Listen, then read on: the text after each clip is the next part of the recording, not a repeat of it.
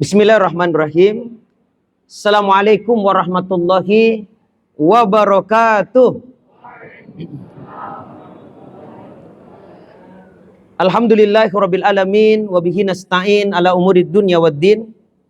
Asyhadu an la ilaha illallah wahdahu la syarikalah wa asyhadu anna Muhammadan abduhu wa rasuluh. Amma ba'd.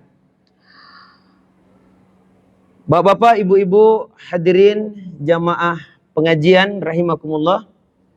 Kembali kita memuji dan bersyukur kepada Allah Subhanahu wa taala, di mana di siang hari ini alhamdulillah kita semuanya masih diberikan nikmat oleh Allah, baik berupa kesehatan, kekuatan serta kesempatan untuk kita dapat bersama-sama hadir di masjid kita ini dalam rangka untuk mengikuti kegiatan pengajian yang mudah-mudahanlah kebersamaan kita ini dapat bernilai pahala di sisi Allah Subhanahu wa taala, serta kita semuanya bisa mendapatkan manfaat yang banyak dari pertemuan kita ini.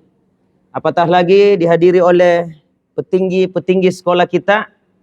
Ada Pak Direktur ya, Pak Wakil Direktur ya. Alhamdulillah bisa membersamai. Kemudian ada guru-guru senior kita di sini dan guru-guru junior juga banyak ya. Alhamdulillah.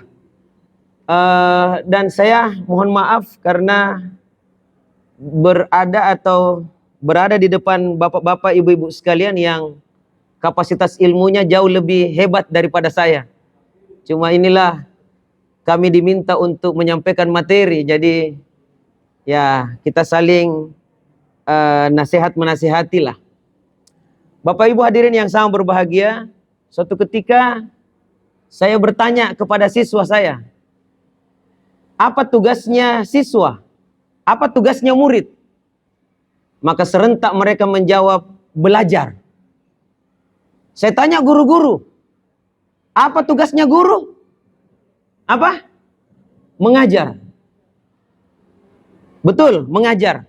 Itu jawaban normal. Jawaban yang hampir semua guru menjawab seperti itu. Tugas guru adalah mengajar. Tapi rupanya saya mendapatkan jawaban yang lain, yang justru menantang kita. Apa jawaban itu pada saat ditanya, apa tugas seorang guru? Maka dia jawab adalah, tugas seorang guru adalah belajar dan terus belajar. Karena hanya orang yang belajarlah yang diberikan kesempatan untuk mengajar. Nah itulah jamaah sekalian. Jadi tugas kita adalah belajar dan terus belajar. Karena hanya orang yang belajarlah yang berhak untuk mengajar. Maka matinya seorang guru adalah bukan pada saat dicabut nyawanya. Tapi matinya seorang guru adalah pada saat dia sudah berhenti belajar. Saya lihat teman-teman di Atira ini terus belajar. Walaupun mungkin ilmunya sudah mumpuni, sudah senior, tetapi tetap terus belajar. Dan belajar inilah yang menyebabkan kita terus bertumbuh jamaah sekalian. Sehingga mampu untuk menghantarkan anak-anak kita, mampu untuk mencerdaskan kehidupan bangsa, mampu untuk melahirkan generasi-generasi terbaik di masa yang akan datang. Bapak Ibu hadirin yang sangat berbahagia, tema pada kesempatan siang hari ini cukup menarik ya, cukup penting, yakni hakikat ikhlas.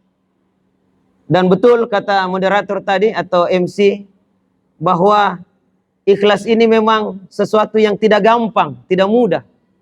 Begitu beratnya namanya ikhlas, sehingga harus kita mengatakan ikhlas aja. Begitu beratnya yang namanya ikhlas, sampai-sampai kita katakan apa? Ikhlas aja. Ya. Jangan mau khawatir, ikhlas aja. Ya, nah itu yang biasa terlontar jamaah sekalian. Nah, di pertemuan yang saya tidak tahu berapa bulan yang lalu, saya sempat di sini juga. Cuma modelnya tidak begini, ya. Di situ kita menyebutkan bahwa seorang guru itu harus profesional. Dan profesional dalam Islam itu dikenal dengan satu istilah yang cukup penting yang disebut dengan nama itqan. Itkon itu bahasa mudahnya adalah profesional, menguasai bidangnya. Siswa kita kalau ngaji ditanya, sudah berapa juz nak? 2 juz. Langsung kita tanya, mungkin ji. Mungkin ji. Orang yang itkan namanya mungkin. Artinya, kau kuasai ji nak. Kau betul-betul menghafal ji. Atau hanya sekedar hafal sambil lalu. Harus kita itkan di dalam setiap tugas dan tanggung jawab kita. Dan itkan ini ada 2 unsur yang ada di dalamnya. Yang pertama adalah ikhlas dan yang kedua adalah ihsan. Jadi rukun dalam Islam itu ada 3 Bapak Ibu sekalian. Ada rukun Islam, rukun iman, dan rukun ihsan. Maka orang yang profesional dalam Islam, 2 tadi itu, ikhlas dan ihsan. Ikhlas maksudnya dia bekerja, dia beraktivitas, atau dia beramal, atau dia melakukan sesuatu yang dia tuju adalah semata-mata untuk menggapai ridha Allah Subhanahu wa taala. Semata-mata dia kerja, dia usaha, atau dia ibadah, atau apa saja yang dia lakoni, itu semata-mata karena Allah, untuk menggapai ridha Allah Subhanahu wa taala. Itulah orang yang ikhlas. Apakah cukup sampai di sini keikhlasan? Keikhlasan ada banyak anunya, ada banyak godaannya. Ada banyak godaan-godaan keikhlasan. Ya, makanya untuk menyempurnakan itqannya butuh yang namanya ihsan. Ada 2 dari rukun ihsan ini, kita ambil 1 jamaah sekalian. Kalau kau beribadah kepada Allah, yakinlah bahwa Allah Subhanahu wa taala senantiasa melihat apa yang kamu lakukan. Sehingga muncullah yang disebut dengan nama muraqabah, merasa diri diawasi Allah Subhanahu wa taala. Dalam Al-Qur'an di surah Al-Fajr itu jelas sekali ya, di ayat yang ke-14, inna rabbaka labil mirsad. Sesungguhnya Tuhanmu itu maha mengawasi.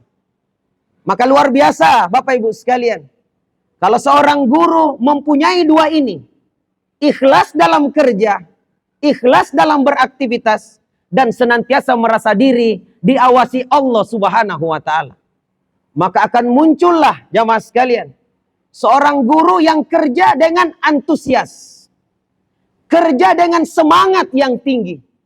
Bahkan pada saat dia kerja, pada saat dia melaksanakan aktivitasnya, profesinya, dia berdedikasi.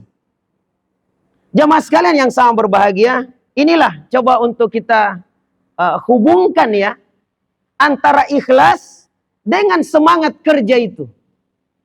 Dengan semangat untuk melaksanakan tugas atau amanah yang diembankan kepada kita. Apapun lini kita, apapun tugas kita. Jemaah sekalian yang sangat berbahagia. Dan kalau semangat ini ada, maka insya Allah seseorang itu akan melakukan aktivitas pekerjaannya itu tanpa berpikir keuntungan, tanpa berpikir finansial yang akan dihasilkan. Walaupun itu memang juga tujuan dia kerja untuk dapat salary, untuk dapat uang. Dan ini faktor finansial yang paling banyak yang menggerakkan orang. Ya. Untuk apa kau kerja? Ya untuk dapat gaji, Ustaz. Masa dapat syukran? Habis bulan langsung bendahara bilang, "Syukran Ustaz deh. Sudah makin berhasil ini ya, mengajar 1 bulan. Mudah-mudahan Allah membalas dengan pahala yang berlipat ganda." Pulang makin dengan gaji syukran. Ikhlas pulang. Bulan depan tidak datang nih. Ya. Memang kita butuh finansial. Untuk apa? Untuk kebutuhan kita. Karena kita butuh makan, minum, pakaian, dan untuk kebutuhan-kebutuhan yang lain. Kalau dia masih jomblo, maka dia kerja itu untuk membahagiakan orang tuanya. Kan begitu ya? Jadi selain untuk dirinya, dia juga share untuk orang tuanya. Anak berbakti betul ini. Ya. Dan kalau dia sudah mau menikah, maka dia kumpul-kumpulkan salary-nya itu. Ya, honornya itu dia kumpul-kumpul. Kalau awalnya mungkin 70% itu untuk baju distro dan lain sebagainya, termasuk sepatu futsal. Ya. Maka pada saat dia mau menikah, maka dia tahan-tahan dirinya, emosinya. 80% di save, 20% untuk kebutuhan sehari-hari. Teman bilang, ayo makan cota. Dia bilang, maaf teman, 80% save dulu. Kenapa bisa? Mau kau menikah. Ya, harganya ini memang uang paneknya ini perempuan Makassar mahal jamaah sekalian. Ya, mahal, bukan ya. Dan kalau dia sudah menikah, maka dia kerja untuk apa? Untuk memenuhi kebutuhan keluarganya. Ya itu semuanya jamaah sekalian. Bukan untuk menikah lagi ya. Memenuhi kebutuhan keluarganya. Masa baru menikah lagi? Dan jangan ibu-ibu jangan khawatir.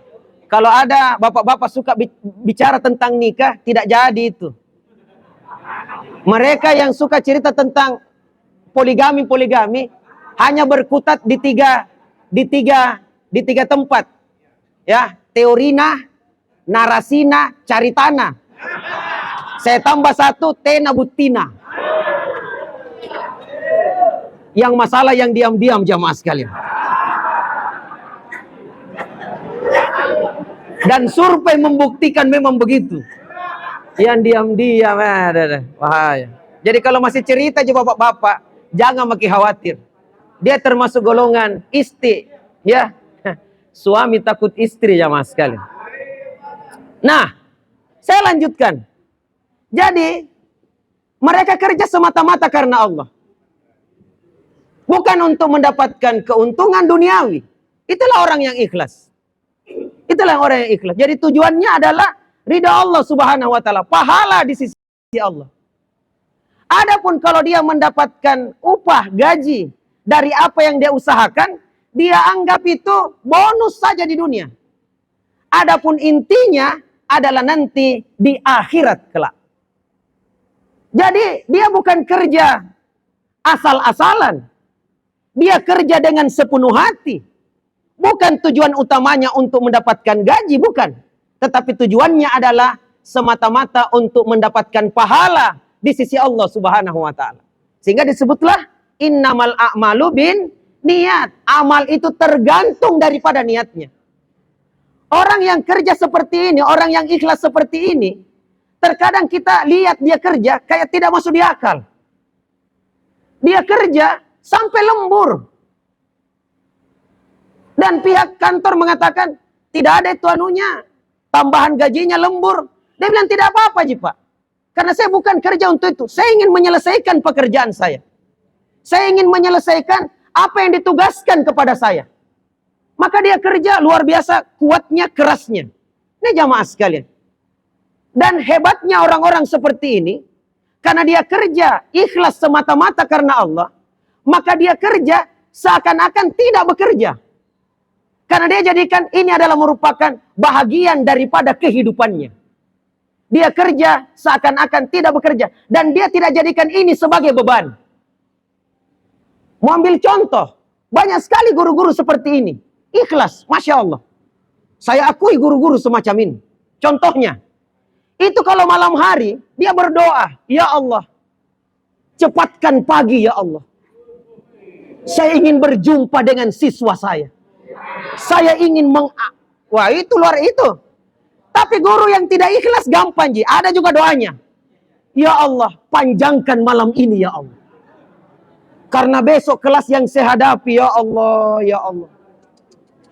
Kelas yang di dalamnya ada Fir'aun, Namrus dan bala tentaranya ya Allah.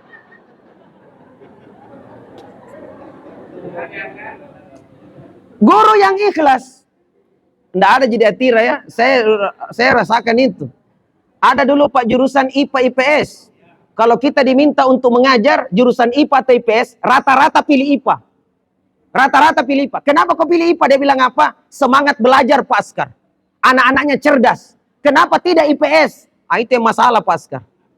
Ya. Tapi tidak di sini, di sana, di tempat yang lain. Askar. Ada juga cirinya. Ada juga cirinya orang yang ikhlas ini, jamaah sekalian yang sama berbahagia. Pada saat dia mengajar, Dia jadikan siswanya justru yang paling bodoh sekalipun, paling nakal sekalipun, dia akan semakin melayani dengan baik. Karena ini kesempatannya untuk mendapatkan pahala yang sangat besar. Makanya ciri guru-guru macam begini hebat.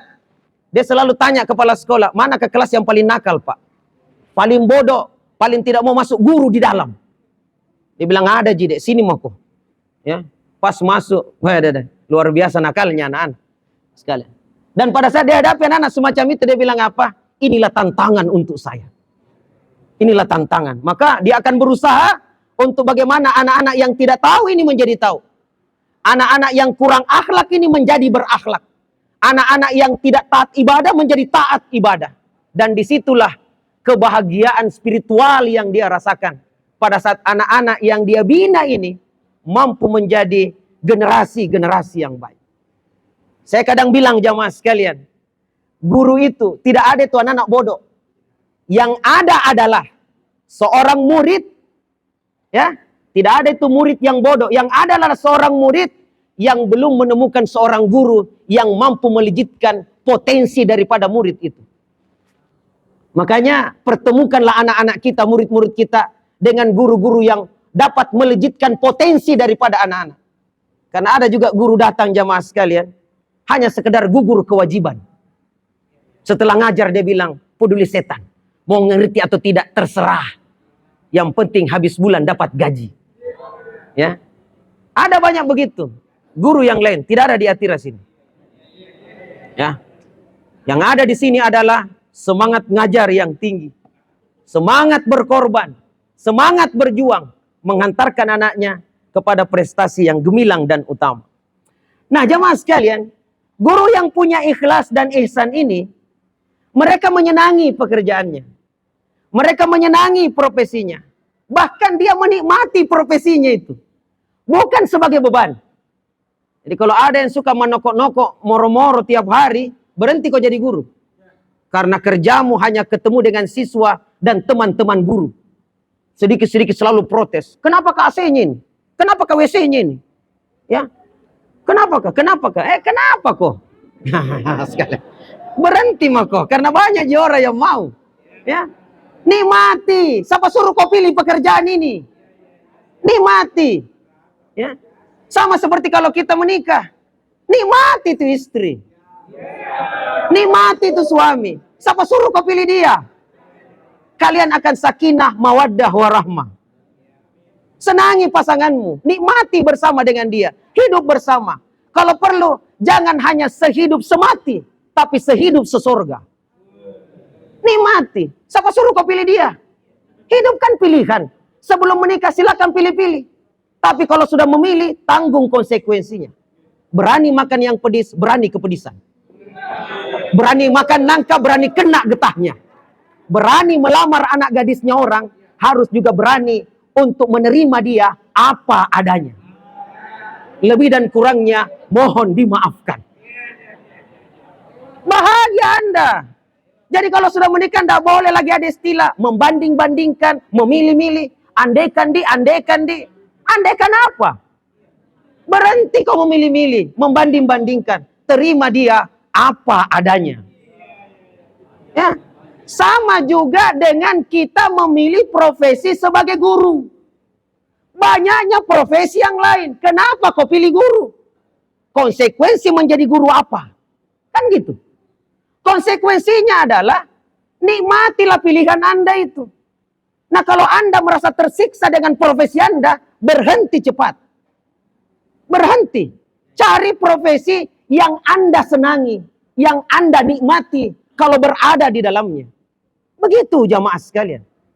Nah, di sini saya ingin menyebutkan cara untuk menumbuhkan ini, keikhlasan ini. Cara untuk menumbuhkan, karena ini disebut ini hakikat ya. Padahal kita masih tingkatan syariat. Ya. Disuruh bahas hakikat. Bulan depan makrifat. Mati mija. Makrifat ikhlas ya. Maka apa yang kita perlu untuk lakukan?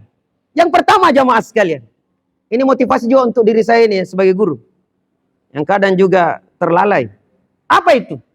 Kerjakanlah apa yang Anda sukai dan sukailah apa yang Anda kerjakan. Ini formula pertama. Ya. Apa itu? Kerjakanlah apa yang Anda sukai. Kalau kita kerjakan apa yang kita sukai, pasti kita senangi dan kita nikmati. Tapi tidak selamanya pekerjaan yang kita kerjakan kita senangi. Terkadang karena belum dapat yang sebenarnya, makanya jadi guru. Mau jadi guru? Iya. Kenapa jadi guru? Supaya kelihatan tidak menganggur. Tapi di sini kecil gajinya, dek. Biar tidak digaji, Pak. Yang penting ada aktivitasku. Ini ngasih ini cerita mati jamaah sekalian. Ya, 1 bulan sedikit gajinya baru moro-moro. Sambil mengatakan dengan temannya, lebih tinggi gajinya itu tukang di rumahku daripada guru. Sehingga ketua yayasan mengatakan, jadi makin tukang, Pak, jangan jadi guru. Ya. Jadi kalau misalnya kita tidak sukai pekerjaan kita, atau tidak sesuai dengan latar belakang pendidikan kita, karena kita anggap latar belakang pendidikan itulah jaminan rezeki kita, padahal itu adalah merupakan pernyataan yang keliru. Jangan sampai gelar kesarjanaan menutup peluang-peluang rezekinya Allah Subhanahu wa Ta'ala. Tidak selamanya SPD jadi guru. Ada juga SPD temanku jadi pengusaha. Bahkan dia duluan naik haji daripada saya. Jamaah sekalian, pengusaha. Bayangkan kalau ada guru naik haji dengan biayanya, langsung dilaporkan ke berwajib. Diungkap hartanya, LHKPN. Ya, diungkap. Karena ini orang Indonesia memang tidak senang orang kaya, jamaah sekalian. Apalagi yang suka flexing. Ya, kadang dibongkar-bongkar. Nah, Bapak Ibu sekalian, kalau misalnya tidak sesuai, maka paksa dirimu sukai itu. Paksa dirimu.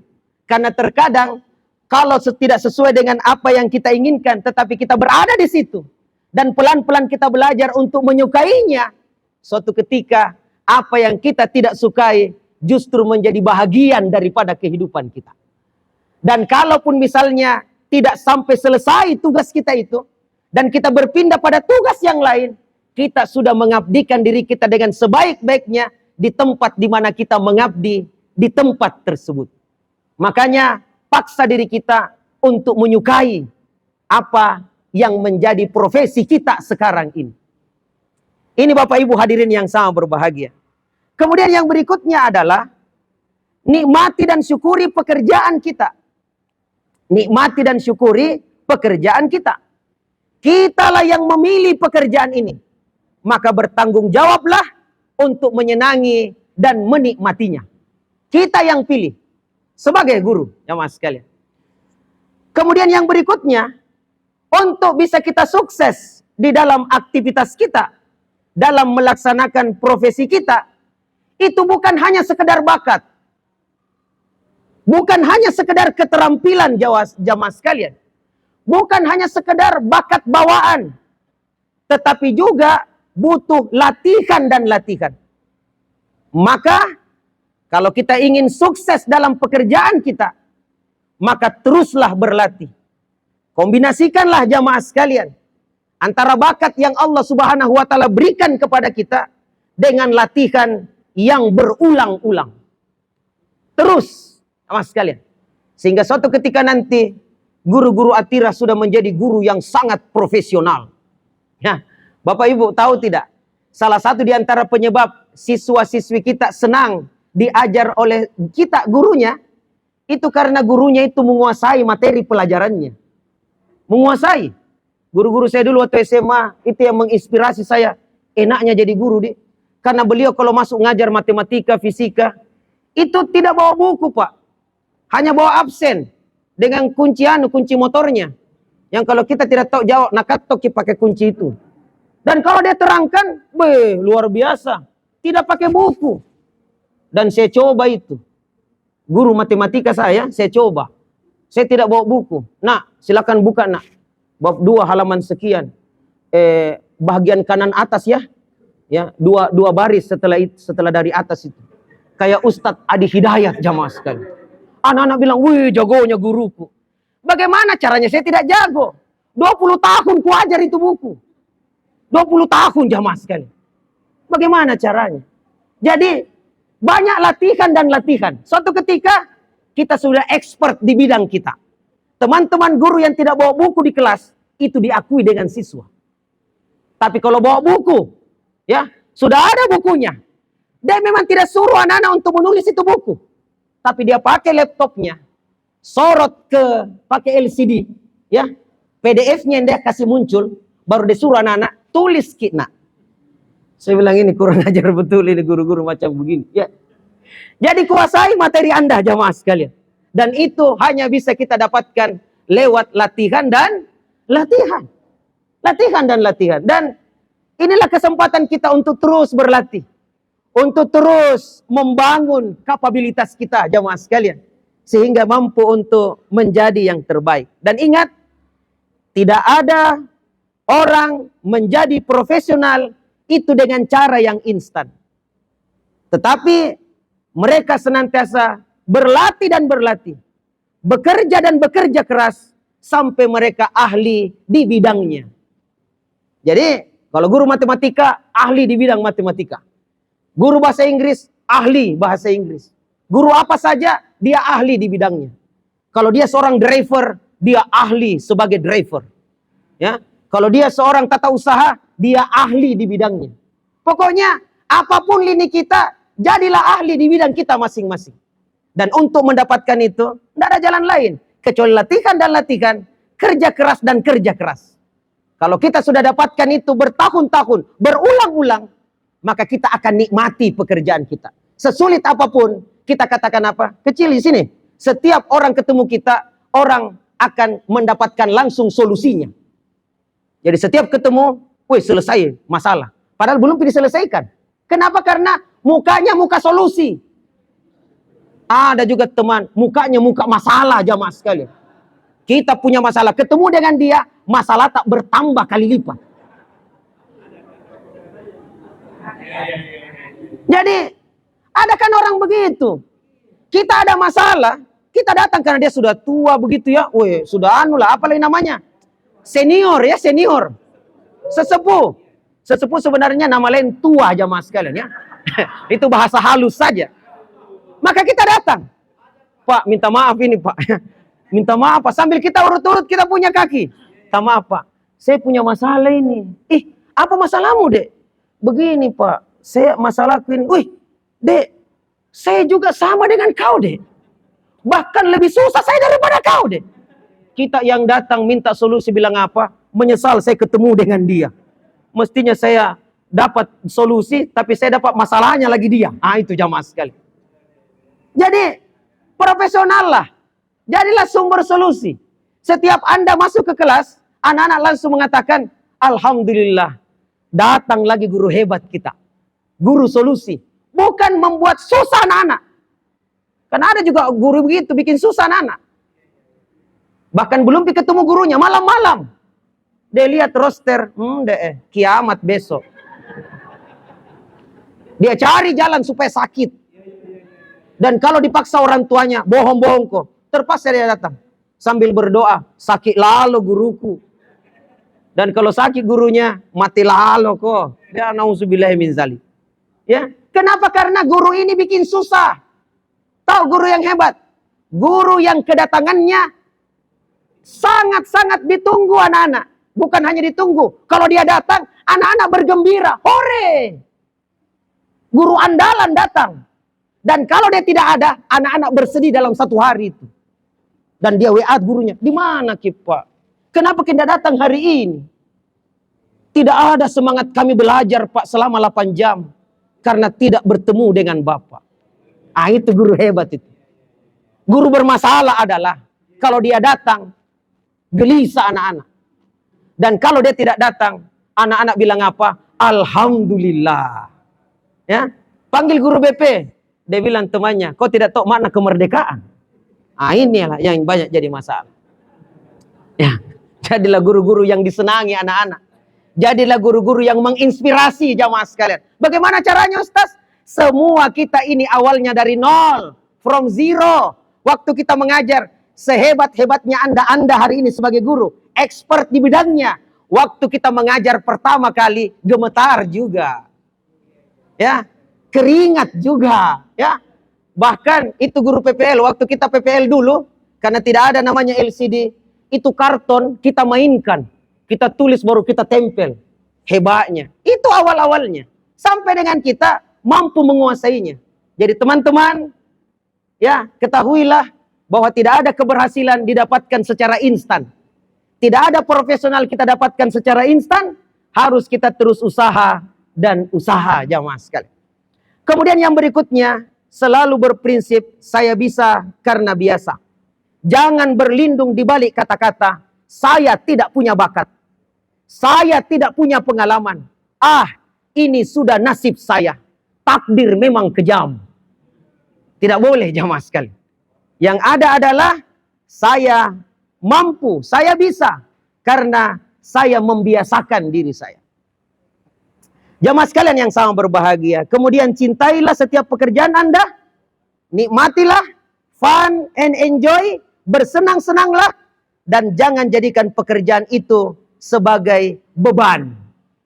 Ini kalau ada dalam diri kita, Bapak Ibu sekalian, dan kita barengkan itu semuanya dengan semangat untuk menggapai ridha Allah, semangat untuk mendapatkan pahala yang sangat besar, maka aktivitas kita itulah yang akan bernilai ibadah yang sangat besar. Dan hati-hati ya, luruskan niat kita, jamaah sekalian. Allah Subhanahu wa taala berfirman, "Qul hal nunabbiukum bil akhsarina a'mala allazina dhalla sa'yuhum fil hayatid dunya wa hum yahsabuna annahum yuhsinuna sun'a." Teman-teman yang biasa baca surah Al-Kahfi, ya, ayat 103 sampai ayat 104, inilah ayatnya. Apa artinya? Katakanlah, maukah aku sampaikan kepada kalian orang yang paling merugi perbuatannya, yaitu orang-orang yang telah sia-sia perbuatannya di dunia, sementara mereka menyangka bahwasanya mereka telah berbuat sebaik-baiknya. Inilah orang yang merugi amalnya. Siapa itu? Salah satu di antara orang ini adalah orang yang tidak ikhlas dalam ibadah, tidak ikhlas dalam kerja. Hati-hati jamaah sekalian, ketidakikhlasan inilah yang menyebabkan pahala kita bukan hanya berkurang, bahkan tidak ada.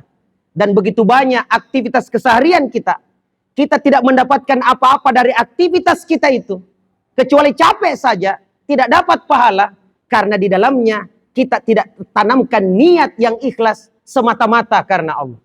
Ada orang makan dapat pahala, ada orang makan tidak dapat pahala.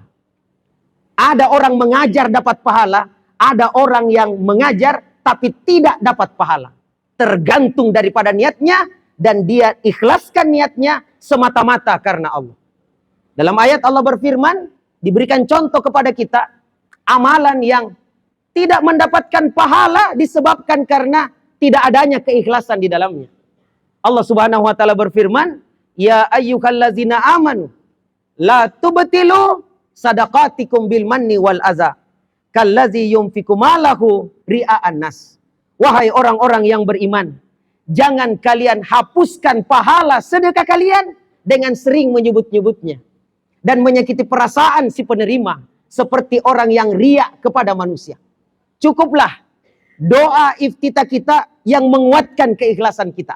Ayo, inna sholati, ayo apa lagi? Wa nusuki, wa mahyaya, wa mamati lillahi rabbil alamin. Sesungguhnya salatku, ibadahku, hidupku, matiku, hanya kuserahkan kepadamu ya Allah. Inilah ungkapan keikhlasan kita. Inilah ungkapan niat kita. Cuma sayang, biasanya di doa iftitah ji. Tapi setelah itu, sudah hilanglah keikhlasan kita itu. Bapak Ibu hadirin yang sangat berbahagia. Nah, di sini saya ingin menyebutkan, ada dua hal sebenarnya.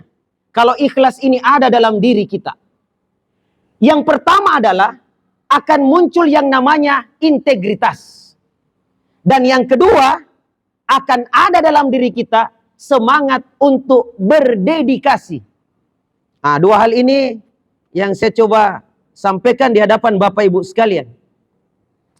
Yang pertama adalah integritas. Apa itu integritas? Artinya konsistensi kita melaksanakan atau konsistensi tindakan seseorang dengan nilai-nilai, metode-metode, langkah-langkah, harapan-harapan, dan hasil yang mereka pegang teguh. Bisa kita sederhanakan, integritas adalah bagaimana kita menjalankan tugas amanah tanggung jawab kita sesuai dengan aturan yang ada. Ini jamaah sekalian. Sehingga metode, langkah, ya, harapan kita sesuai dengan apa yang kita inginkan bersama. Itulah integritas jamaah sekalian. Dan orang yang punya integritas ini, lawan integritas itu adalah kemunafikan. Lawan integritas adalah kemunafikan. Dan seorang muslim pada saat mereka bekerja, itu penuh dengan integritas. Kenapa penuh integritas? Karena dia juga merasa diri diawasi Allah Subhanahu wa ta'ala. Tahu orang yang munafik jamaah sekalian, di depan pimpinan rajinnya luar biasa. Kalau tidak ada pimpinan, tidak kerja dia di situ. Selalu kalau ada pimpinan baru, ini sistem yang tidak baik. Sistem yang bagus adalah ada pimpinan atau tidak ada pimpinan, kita kerja sesuai dengan tupoksi kita masing-masing. Kenapa? Karena ini amanah, tanggung jawab. Bukan hanya saya harus hadirkan di hadapan pimpinan, tetapi saya juga harus mempertanggungjawabkannya di hadapan Allah Subhanahu wa ta'ala. Inilah guru-guru yang hebat. Jamaah sekalian yang sama berbahagia. Ya, apa hasil daripada integritas seorang pendidik ini? Akan muncul yang namanya amanah. Dia amanah dalam kerjanya. Amanah, tahu amanah? Amanah itu diambil dari kata al-amnu. Sesuatu yang menyebabkan perasaan aman. Itulah amanah. Jadi seorang yang punya sifat amanah, manakala seseorang memberikan amanah atau tanggung jawab kepada seseorang, dan orang itu merasa tenang atas amanah yang dia berikan kepada orang itu. Itulah amanah. Makanya Rasulullah dikenal sebagai Al-Amin. Apa itu Al-Amin? Orang yang dapat dipercaya. Kenapa? Karena beliau amanah. Bisa memberikan rasa aman. Ada istilah, kalau Rasulullah itu, kalau Muhammad itu yang ambil uangmu, aman itu. Tidak akan hilang itu, aman mi. Makanya mereka suka menyimpan harta benda mereka, barang-barang mereka kepada Muhammad Rasulullah ini. Sehingga semenjak sebelum beliau diangkat menjadi Nabi dan Rasul, beliau sudah dikenal sebagai Al-Amin, orang yang dapat dipercaya. Sampai hari ini tidak ada lagi orang bergerak Al-Amin, kecuali namanya saja, Pak Amin, De Amin, Bu Amin. Ya, sekali-sekali Kak Amin jamaah sekalian. Jadi, kalau antum misalnya diberikan tugas, lantas orang yang memberikan tugas merasa tenang, Anda amanah. Siapa gurunya? Pak ini. Oh, aman itu. Siapa yang bimbing anak-anak untuk olimpiade matematika internasional? Ibu ini. Oh, aman itu. Kenapa? Dia bilang aman karena dia tahu track recordnya guru ini. Dia tahu track recordnya ibu ini. Dia amanah melaksanakan tugasnya. Kenapa muncul amanah ini? Itu tadi, karena ikhlas dan merasa diri diawasi Allah Subhanahu wa ta'ala. Jamaah sekalian, saya heran juga guru-guru yang nanti lengkap perangkat pembelajarannya kalau mau datang pengawas. Baru lengkap. Woi, waktu cepat, mau datang pengawas besok.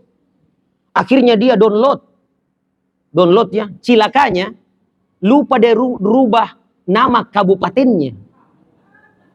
Dan pengawas kalau datang lihat itu perangkat pembelajaran, yang paling pertama dia cari apa? Kesalahannya.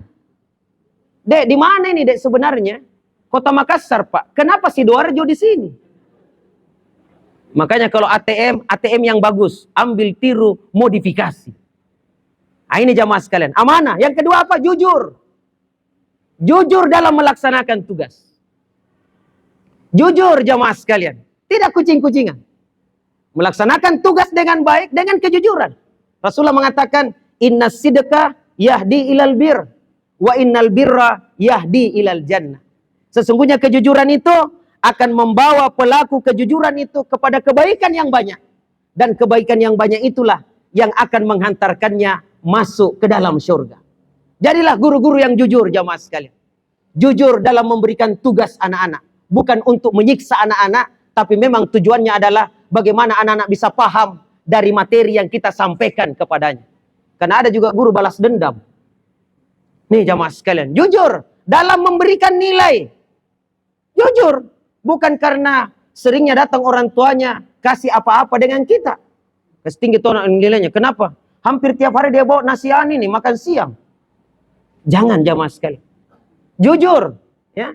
Dan seorang guru harus jujur juga. Jangan bohong. Di antaranya adalah kalau kita kasih tugas, berani kasih tugas, berani periksa. Siapa suruh kau kasih tugas? Ini yang menyebabkan banyak anak-anak tidak mau kerja tugas. Karena terkadang kita kasih tugas anak-anak, kita tidak periksa. Bahkan kadang ada guru, bukan di sini ya, karena saya banyak ngajar di sekolah swasta yang lain. Ada guru, sampai sudah mati itu siswa, masih ada namanya. Masih ada namanya dan ada nilainya. Makanya guru-guru bidang studi mengatakan, Paskar, mati ini anak. Ada nilainya. Saya bilang, siapa gurunya, Bu? Dia bilang, itu Ibu Anu. Panggil, saya panggil sini. Panggil depan saya. Saya bilang, Bu, kita tahu ini anak mati nih. Innalillahi wa inna ilaihi raji'un. Kapan meninggal Pak Askar? Saya bilang, lama Mi. Kenapa ada nilainya, Bu? Dia bilang, hilap ke Pak Askar. Artinya apa? Inilah guru yang nilainya Dede Kulantu jamaah sekali. Ya? Kenapa anak-anak tidak mau kerja PR-nya, tugasnya? Karena boleh jadi pengalaman masa lalu. Pertemuan pertama kita bilang dengan anak, apalagi kalau pertemuan pertama, takut sekali tuh anak-anak dengan guru. Senakal-nakalnya itu kelas, pertemuan pertama dengan guru baru, anak-anak langsung tenang semuanya. Tapi dia sambil mengawasi, mengamati. Bisakah dimemeni atau tidak ini guru? Kemudian kita bilang, nah ada PR-mu nak ya. Kalau kau tidak kerja, saya hukum kau. Anak-anak kerja mi kesian setengah mati. Tanya mamanya, Ma. Dia bilang, jangan kau tanya mama nak, pusing juga kepalaku nak. Bapak, nenek, satu lingkungan ajar dia. Capek. Besoknya, Pak, periksa mi. Dia bilang, tunggu dulu nak. RPP ini mau dilanjutkan. Ya, terlambat sekali kelasmu nak. Gara-gara kau ini jarang ke anu. Sudah, kita lanjutkan. Akhirnya itu guru lupa periksa. Pekan depan siapa yang tidak kerja PR, saya hukum besok. Anak-anak COVID temannya, cukuplah pekan lalu. Ya, setengah mati kita kerja. Dia tidak periksa. Jangan mau bodoh. Tidak nak periksa lagi itu. Betul besoknya diperiksa. Tidak ada yang kerja. Ini membuat berdiri anak-anak di lapangan. Saya kadang bilang, mestinya bukan siswanya yang dihukum, tapi siapa sih dihukum? Gurunya. Siapa suruh kok kasih tugas. Dan tugas paling enak dikasih guru itu soal esai. Esai. Tahu esai? Cirinya apa? Gampang dibuat. Gampang didikte. Tapi setengah mati diperiksa. Apalagi kalau tulisannya anak-anak kayak rumput yang bergoyang. Melayang-layang anunya. Ya. Nah itu. Inilah yang banyak tidak diperiksa. Kalau dia pilihan ganda, A, B, C, D dengan option ya ada. Ini setengah mati dibikin, tapi gampang diperiksa. Nah ini jamaah sekalian. Jadi jujurlah. Kemudian apa? Disiplin. Jadi orang yang punya sifat ikhlas dan ihsan, dia akan disiplin dalam kerja. Disiplin jamaah sekalian dalam melaksanakan tugasnya. Kalau dia guru, disiplin datang mengajar. Dia masuk ya sebelum jam pelajaran dan dia pun keluar setelah jam pelajarannya selesai memang. Bukan tak baliknya. Dia datang setelah anak-anak masuk dan dia keluar sebelum jam pelajarannya selesai. Yang berikutnya adalah mereka senantiasa menambah terus ilmunya. Kenapa? Karena dia ingin mempersembahkan yang terbaik di hadapan Allah Subhanahu wa taala. Sehingga dia terus mengkaji dan mengkaji, belajar dan belajar untuk memberikan yang terbaik di hadapan Allah Subhanahu wa taala. Kalau semangat ini ada pada diri pada guru jamaah sekalian, inilah hakikat daripada keikhlasan sebenarnya. Kemudian yang berikutnya jamaah sekalian, dia setia kawan dan suka menolong teman-temannya. Setia kawan. Kenapa? Karena dia senantiasa berprinsip keberadaan saya harusnya bisa bermanfaat untuk orang-orang yang ada di sekitar saya. Terakhir jamaah sekalian adalah dedikasi. Ya, dedikasi itu sama dengan semangat rela berkorban. Ada hadis Rasulullah, mudah-mudahan kita hafal semuanya. Hadisnya itu mengatakan begini, khairun nas, apa sambungannya Ustaz? Khairun nas anfa'uhum linnas. sebaik-baik manusia di antara kalian adalah yang bermanfaat untuk orang lain.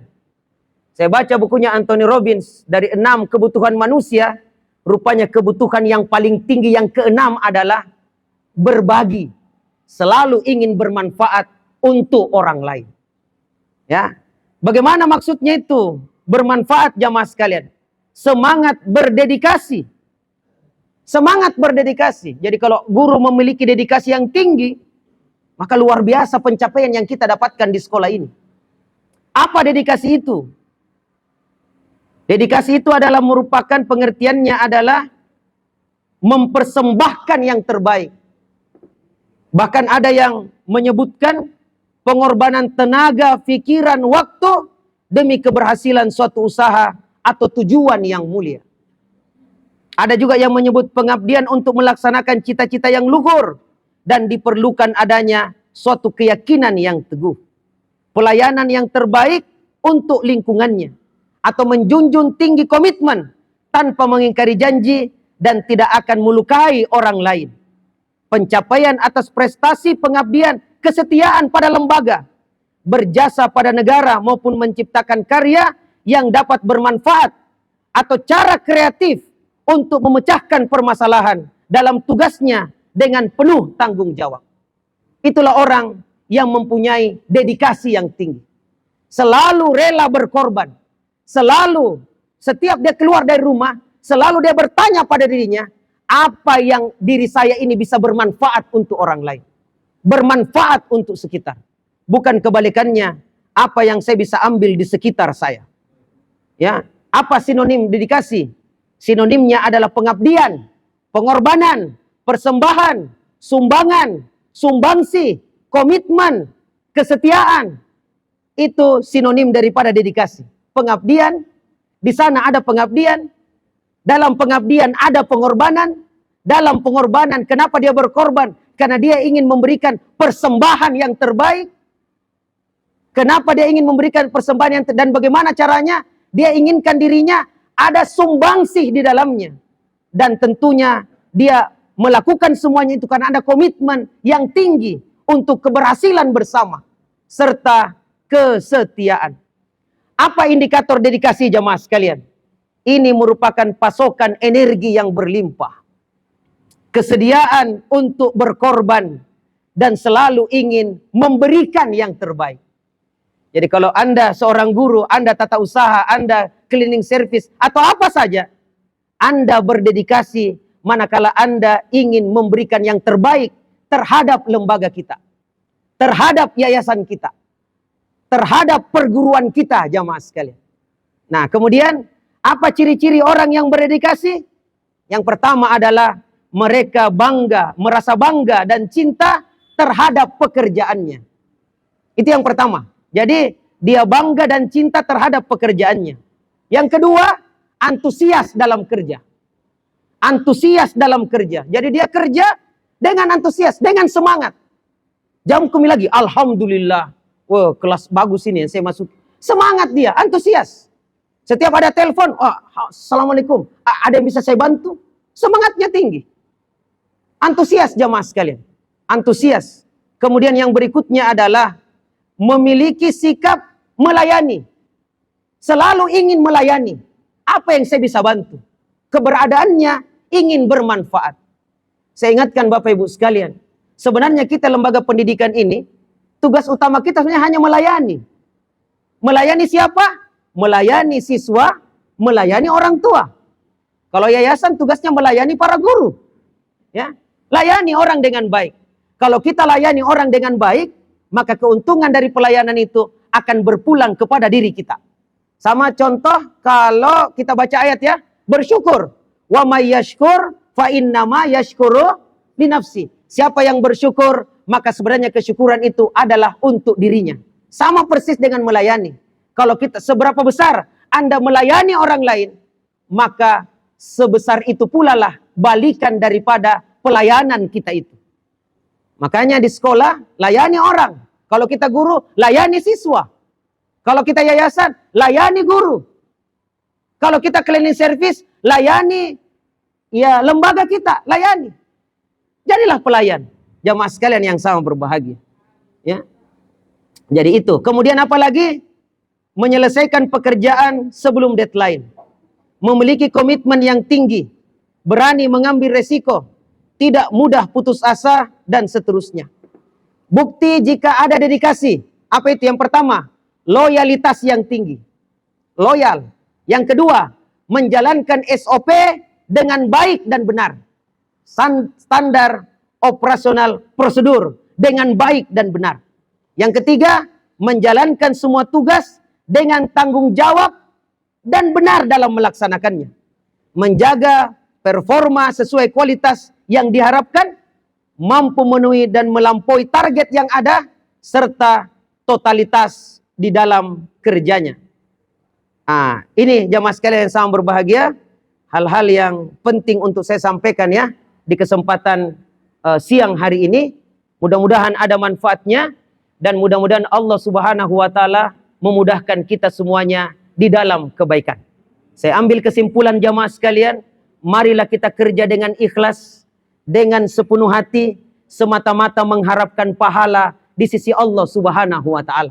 Kalau ada semangat ini, maka insya Allah ada nilai juang yang tinggi pada diri kita untuk mencerdaskan anak-anak bangsa. Kalaupun ada gaji salary yang kita dapatkan, walhamdulillah, itu bonus di dunia, dan kita ingin mendapatkan yang tertinggi dan terbaik nanti di dalam syurganya kelak. Dan ketahuilah Bapak Ibu sekalian, kata Rasulullah, iza matal insan, jika meninggal manusia, maka akan terputuslah amalnya dengan dunia kecuali 3. Yang pertama sedekah jariah, yang kedua ilmu yang bermanfaat, dan yang ketiga adalah anak soleh yang senantiasa mendoakan kedua orang tuanya. Guru mendapatkan 3 keutamaan ini. Ilmu yang kita punyai, kita sedekahkan, kita infakkan menjadi sedekah jariah. Ilmu yang kita miliki, kita amalkan dan kita ajarkan, mendapatkan pahala yang terus-menerus mengalir. Dan yang ketiga adalah, walaupun kita tidak punya anak secara biologis, anak-anak ideologis kita itu ada di sekitar kita. Mereka inilah anak-anak kita, yang kita ajari sholat, yang kita ajari ngaji, yang kita ajari ibadah kepada Allah, yang kita ajari ilmu pengetahuan untuk masa depan mereka, yang senantiasa akan mendoakan kita kebaikan, disebabkan karena kebaikan yang kita berikan kepada mereka. Dan hebatnya lagi, kalau anak ini sholat dapat pahala, gurunya juga dapat pahala. Anak ini mengaji dapat pahala, gurunya juga dapat pahala. Bahkan sudah meninggal dunia, berkalang dengan tanah, pahala terus mengalir kepada kita. Tapi semuanya itu kita dapatkan dengan syarat ikhlas semata-mata karena Allah Subhanahu wa taala. Maka semuanya akan kita dapatkan di dunia hasanah wa fil akhirati hasanah wa qina azabannar. Hadanallahu wa iyyakum. Assalamualaikum warahmatullahi wabarakatuh.